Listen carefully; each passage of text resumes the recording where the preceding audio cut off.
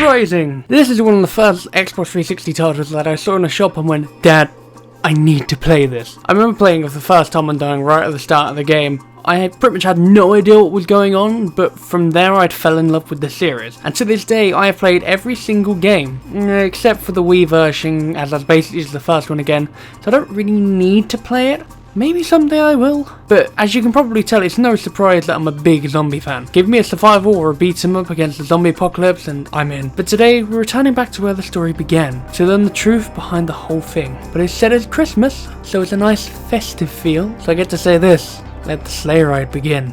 So you can probably tell I got very excited when I first saw that Dead Rising 4 was coming out for Christmas. It was like a Christmas miracle. While watching the trailer, I honestly thought this would be a remake of the original, as it was set back in Willamette. And from what the original trailer showed, it didn't show much else. Later on down the line, we did actually find out this is the 4th installment to the franchise, and Frank is back once again to kick some ass. Which, to be fair, is fucking great. I love this game series, and most of all, I love Frank West. He's one of my personal favourite protagonists in any game I've played. However, when I got the game, not all was as it seems. Now before we go any further into this, I just want to show a quick clip of something, as this is a key point to this video. It is the 10th year anniversary of our game, and we wanted to go back to our roots. Okay, you're with me on this, right? The roots of Dead Rising. Keep this in mind during this video, as it's a big part of it. Now when I first heard this, I didn't know what to think, as Dead Rising hasn't really steered away from the original that much, except Dead Rising 3, which allowed a longer time allowance and other little tweaks, like not having to save in the bathroom, not having to use a workbench to combine stuff. With the main character being a handyman, this makes sense, but these were also aimed as improvements. The game needed these. A game needs to improve to, you know, become a sequel. That's not really a bad thing, so why did they feel they had to change this in Dead Rising 4? Let's have a look, shall we? First off, let's talk about good old Frank here. Now for anyone who follows me on Twitter, you can probably expect that I really want to get this topic out of the way, because I'm sick of talking about it. So first off, we know Frank is roughly about 52 years old now, which for someone who has spent a fair bit of his life living on Zombrace, which for anyone who doesn't know, Zombrace is a temporary 24-hour drug to postpone zombification. Basically, if you miss a dose, you could die at any minute. So you can expect age and stress to take a toll on him a little bit. Similar to how he appears in Off the Record, acting old and grumpy and a bit washed up, while having a good but cheesy one-liner. While you can say this game is technically not canon, he does act fairly similar in Case West, where again you can see the stress of Zombrex getting to him. And even though it's a small thing, it shows long-term progression in the character. And with Frank, that worked really well. And this is a good thing, as he isn't some flat character trying to be funny every 5 seconds. However, in Dead Rising 4, this doesn't seem to be the case anymore. Get it? Case?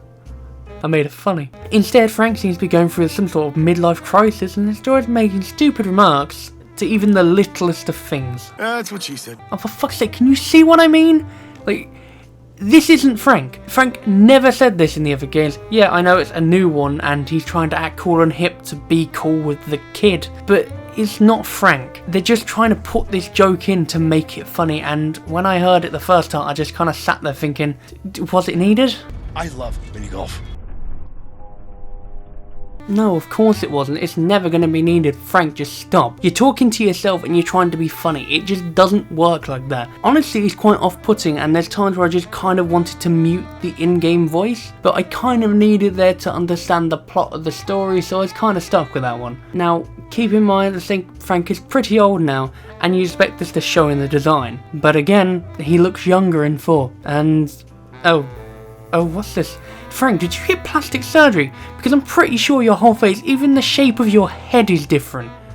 It looks more round. I mean, Frank, don't get me wrong, for someone who's 52, infected and has been through the zombie apocalypse almost twice or 3 times now, you look pretty good for your age. But there's still one thing that really bugs me, and that's your voice. It sounds younger. Just kind of stuffy in here, don't you think? A little fresh air, you know.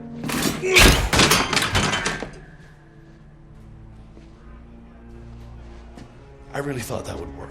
Oh, that's right, they changed the bloody voice actor. Now for the record, I absolutely hate it when devs go down this route. It's alright if they change the voice actor for a valid reason, but when they've been in the game for multiple installments, it doesn't work. I don't like it. With Capcom, their excuse is they wanted to try and fit the age of Frank in this game, similar to how the Phantom Pain does it with Snake. Instead of David Hayter, it's Kiefer Sutherland, but it worked. And he didn't speak much, so it wasn't noticeable. But in Dead Rising, he now acts like a child and makes really shit remarks. His voice doesn't make him sound older. It doesn't suit Frank at all. He sounds more like Michael DeSanta from GTA. In fact, his whole design looks more like Michael DeSanta from GTA. Capcom, you do know you're making a Dead Rising game, right? Not Grand Theft Auto?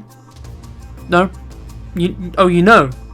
Okay, I'm just checking, that's all. Also, no, we're not done with the voice just yet. So remember how they said they're going back to the roots of Dead Rising?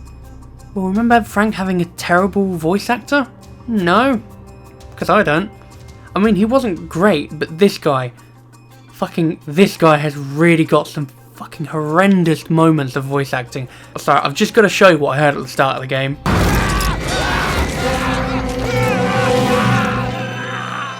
Keep in mind, this is from the start of the game. You're fucking kidding me, right? How else am I meant to feel at the start?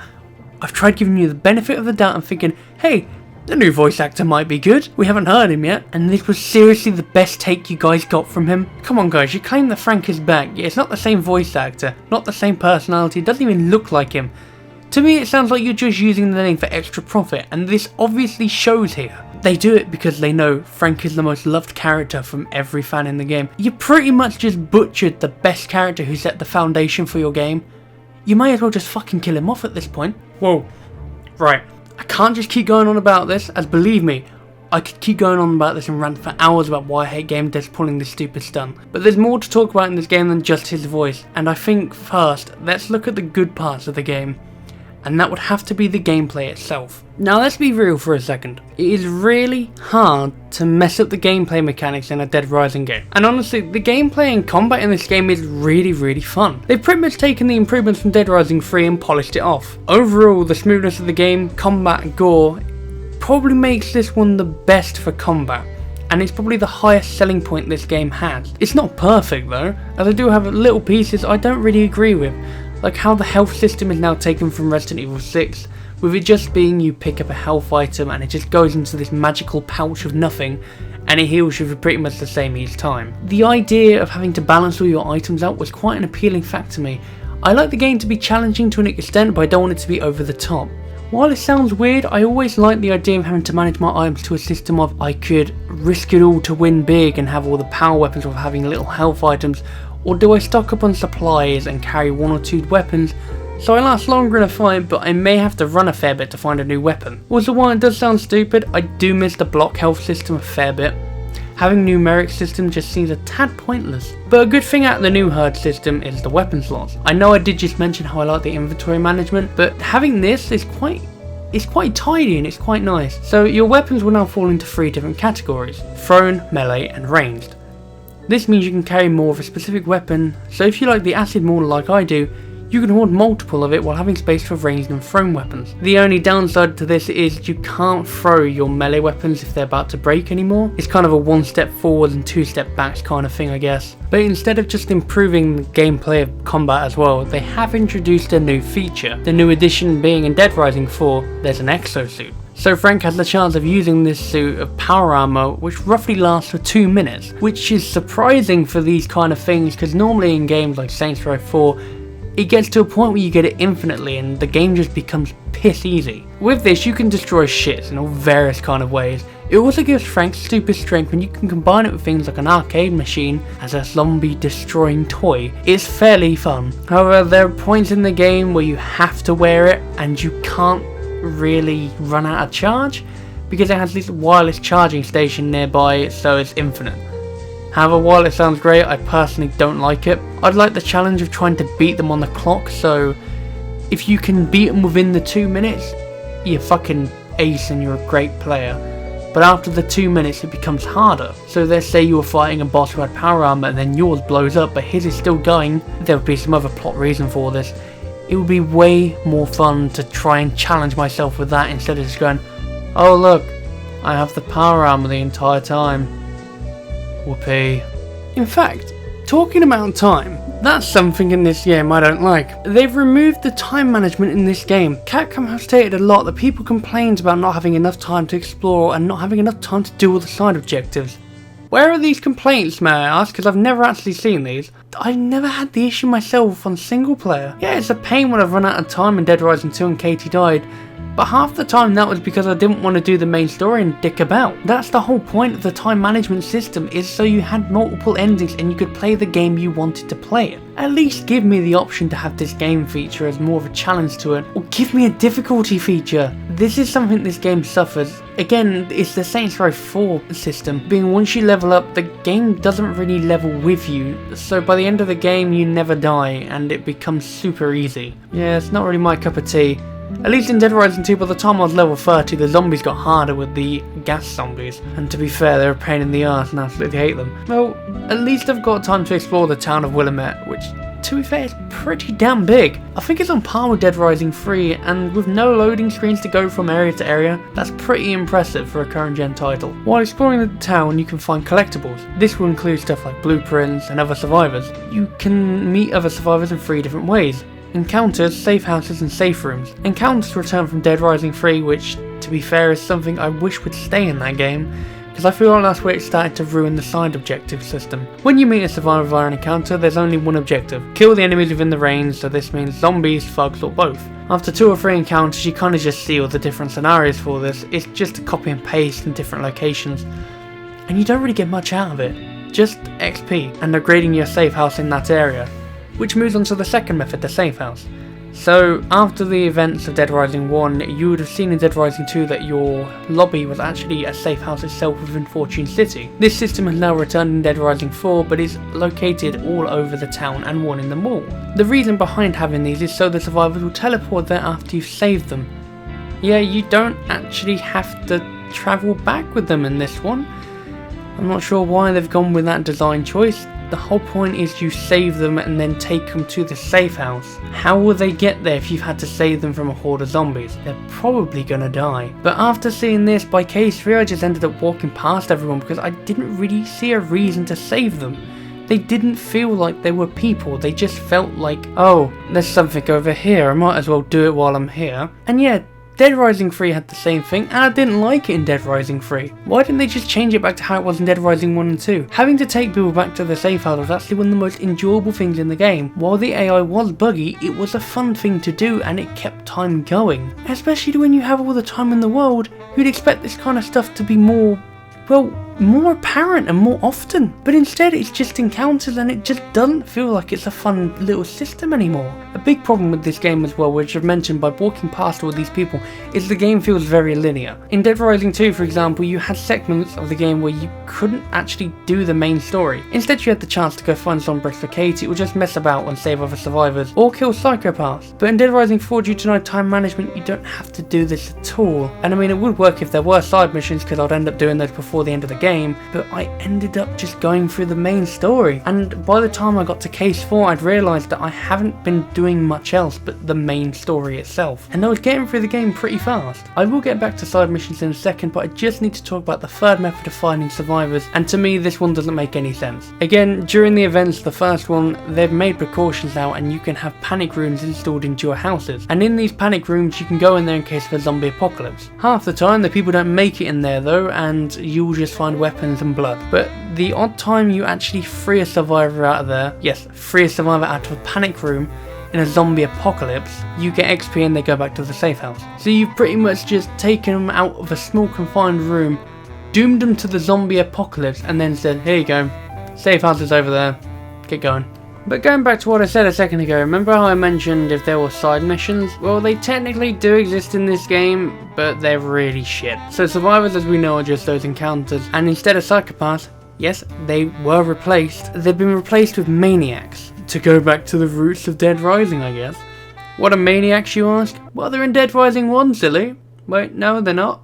They've never been in it before. So remember how in Dead Rising 1 you had side missions which were bosses like the King of Cuisine, Dead Rising 2? And remember how these guys had a small introductions to give off their personalities and why they're insane? Well, apparently going back to the roots of Dead Rising means removing this, even though psychos were part of the core of Dead Rising. Well, instead of a boss fight, you go to an area. Keep in mind Capcom felt this was the new fun way to challenge players instead of the main story. You would go to an area and it would be you fight a couple of goons and then fight the main leader, and you can kill him in about 10 seconds flat, and I did this every time. How is this a side mission? This is just pasted in crap from the normal thugs you would see in the game anyway. They've just been given a new skin. You still have bosses in this game, but they suffer the same problem of being really fucking easy to kill. Except the final boss, though, he's actually kind of fun. Actually thinking about it, for a single player mode, this map feels way too big. It's a shame that I'm on my own for it. It'd be nice to play it with a friend. But no, this game doesn't want me to have fun roaming the world with my friend. But you know what it does want me to do? It wants me to try a 4-player mission co-op mode. Does this ring any bells at all? No? Remember Terror is Reality? No? Still no? How about Far Cry 3 co-op campaign? No? Still nothing? Well then you're probably going to forget this now about 5 minutes. And to be honest, I think everybody already has. As trying to play this on public, I struggled to find a full lobby. And this game, keep in mind, hadn't even been out for a month. I did end up playing this with my friend finally, and all we could think the entire time was just, why? Why remove co-op and why replace it with this? I mean, if it was a sub-story co-op game with its own storyline and own survivors, I would have been okay with that. As long as it had free roam. But this is just boring. You just go over here, kill a few things, and then go over there and wait about 6 minutes to go back to the safe house. Do you want to know what we found out while we were waiting to go back to the safe house? You can still roam the mall freely. Capcom claimed that they wanted to focus on the single player and focus on Frank himself, but they still could have done this. They could have just made a sandbox mode like they did in Off the Record. And to be fair, yeah, it's going back to the roots of taking out multiplayer because it wasn't in Dead Rising 1, but in Dead Rising 2 that was the big thing about it, and it made Dead Rising so much better because it was a fun game to experience with your friends. And they can't come back with logic of just, oh well, it doesn't make sense to have 2 people in the campaign because in Dead Rising 2 you played as Chuck twice. Capcom, you have no justification to explain why. Your logic of you wanted to focus on Frank is bullshit. You could have just made a sandbox mode where you play as Frank. Or I don't know, bring Chuck back into it like you did in Dead Rising 3. It's not that hard. Hopefully there's a free update at some point which adds multiplayer back into it, but the damage is already done. But I've got nothing else to add about gameplay, so from here I'll rather talk about the story and see if the story which has been focused on, keep in mind, remember they said it was focused on, let's see if this has been justified. Right, I'm going to cut it for a second. From here, I want to talk about the story for a little bit. And I will probably have to say first that I'm going to be talking about a big spoiler. If you've read it in the news, you'll know what this will be. And if you've read what I've put on Twitter, you'll know what this will be. If you don't want the ending spoiled for you, go to the time I'm going to put on screen now. Okay? Because if you come into the comment section going, thanks for spoiling the ending, dipshit, I will personally call you a twat. Right, you've been warned. There's no turning back now. Right, this bit was meant to be scripted and it was going to be way longer, but because of how long this video is actually going to be anyway, I've just cut it short and I'm going by what I think about this. The story in Dead Rising 4 is shit. Dead Rising plots have never really been that interesting, but they've been consistent throughout. Dead Rising 4 has a bit of a rocky start, a boring middle, and a shit end. So at the start you find out about how Frank seems to really love minigolf and that his student had lied to him just to get him to go back to Willamette. And then Black Friday happens and then Zombie Apocalypse happens again. It's a bit of a weird way to start it because the two incidents are linked. However, there's no real way to justify why they were linked. And then you've got the ending. Now the ending is the only reason I wanted to talk about the story in this game. I can understand that they were trying to make it feel effective by killing Frank off. Which, yes, the ending is Frank sacrifices himself to save everybody else. Well, the other 2 people who are not really that important because you don't know who they are because they don't have character progression. Yes, it's his student and yes, it's Brad, we know this, but there's not enough to justify why we should feel bad. And the problem is, Frank's already been butchered by how much change there was to him. The ending is just falling flat because there's no reason to give him sympathy. To me, Frank was dead the moment they changed the voice actor. The moment they announced he was being changed, I immediately stopped caring, and I knew it wasn't Frank West. While it sounds petty, a voice actor can make a massive impact with a character, and if you can't get a replacement to be spot on or better, it never works. Like I was saying, the only reason Phantom Pain did it is because Snake didn't talk that much in it. And then you find out that it's not Snake at all, so it makes more sense. In this, they've made Frank sound younger, more childish. It feels forced. And then you've got all these rumours about how it's not the real ending because it's the DLC which is coming out in the season pass, which could be true. We don't know. No one knows that. It's just speculation. I personally don't think it is. I think this is the ending they wanted us to have. Frank Rising is just a typical DLC, which is just a time mode. I would honestly prefer Frank to be dead at this point, because they can't do anything else to ruin his character even more. If you were expecting a more detailed version of the plot, I'm sorry, but I just didn't have the time for it. I wanted to talk about why killing off Frank was probably a weird move on their end, but after thinking about it, it's probably the best thing they could have done. If they kept using his name just to make a quick profit, they would have ruined the entire franchise. Now, maybe it's a good thing that he's dead. Hopefully this means it can bring on a new era. Or maybe they'll just kill the rest of the characters as well.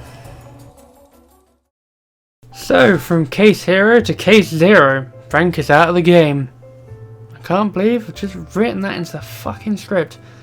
Sad, really. I really had high hopes for this game, and in the end, I was just met with disappointment. I mean, it's not a bad game on its own. If you've never played a Dead Rising game at all, you would actually enjoy this. And that's not a bad thing.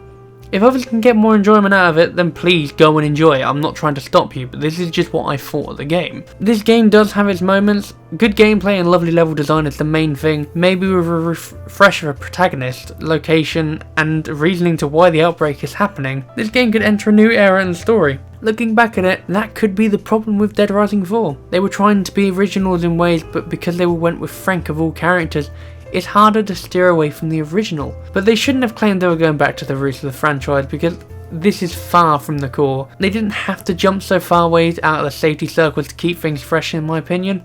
The core gameplay mechanics didn't have to be changed too much, as if they did, it wouldn't really be a Dead Rising game anymore. Like I said though, if you don't want to compare it to the other installments and judge it on its own as a separate game, this game is better than what I'm talking. But because it's the fourth installment, I'm sorry, I have to give it this judgment. And I love Dead Rising. I'm honestly really sad about how this game ended up being. It's not the worst game in the world. I feel that's too harsh of a punishment.